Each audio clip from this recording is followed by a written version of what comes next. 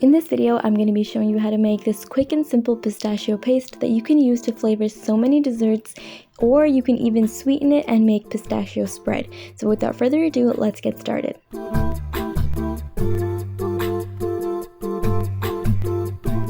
The only ingredient that you need for this is pistachios. Obviously, if you want to sweeten it, you're going to have to add some kind of sweetener like honey or powdered sugar, but we're going to get to that in a second. Spread out your pistachios onto a small baking tray and bake these for about 8 to 10 minutes at 180 degrees Celsius. Make sure to stir in between. Now you're going to let that cool down for a minute or two and then transfer that into a kitchen towel like this, wrap it up, and then use your hands to rub it. What this does is gets rid of the skin. The written recipe will be available on my blog, and a link to that is in the description box below. Although you don't really need it, it's so simple. All you have to do is roast and then blend your pistachios. And to make this even simpler, you can even buy already roasted and de-skinned pistachios and then just blend that. As you can see here, most of the skin is off. I'm going to separate it from the little pieces, and then if there is still skin sticking on the nuts, you can use your fingers to take off as much as you can. Now get rid of that skin, and now we're going to blend this up. Throw your pistachios into a food processor or a strong blender and blend on high speed until smooth.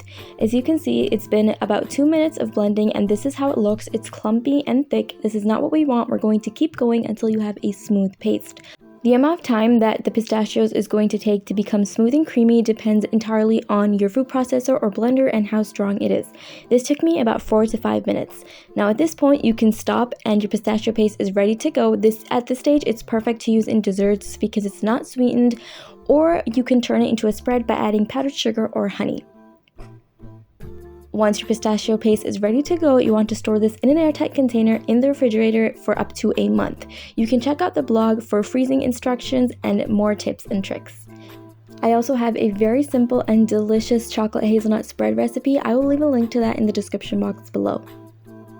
I used this pistachio paste to flavor my white chocolate raspberry pistachio cake. This cake was so good. The flavor of pistachio was so intense because of this pistachio paste.